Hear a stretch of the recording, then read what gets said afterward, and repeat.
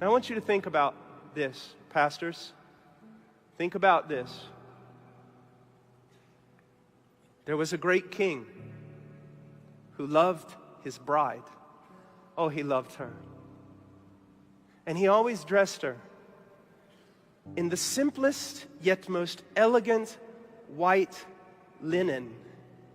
She needed no audacious colors on her face. She needed no wild hairdos. She was beautiful, simple, elegant, pure, godly, beautiful.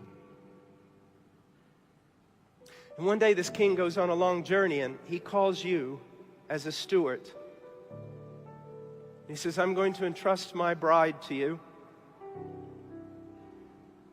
I'm going to be going. I've laid out for you in a book every rule I want you to maintain. I want nothing changed. Nothing changed. Steward, you be faithful to carry out this book. Well, the king goes, and he's been away a long, long time. And all of a sudden, the steward begins to realize that the people in the kingdom they're losing interest in the king because they're losing interest in the bride.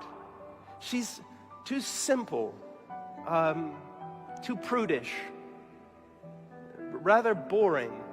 She's out of step with the times. And so this steward thinks in his mind, aha, I've got it figured out. He calls her in. He takes off her white, elegant, godly dress and dresses her in something far more attractive to carnal men. Paints her face and then parades her up and down the street, and by doing so draws all the carnal, wicked men back into fellowship, supposedly with the king. That's exactly what countless pastors in America are doing today.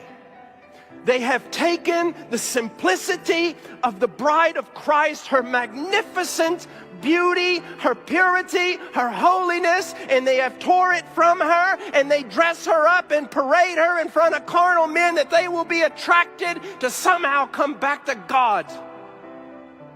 Let me tell you something. On the day of judgment, don't worry about the atheist.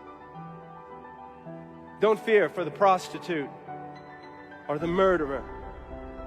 You want to fear for somebody on the day of judgment? You fear for a large number of evangelical pastors who have departed from the Word of God and are parading the church in a dress, a garb that God never intended her to wear.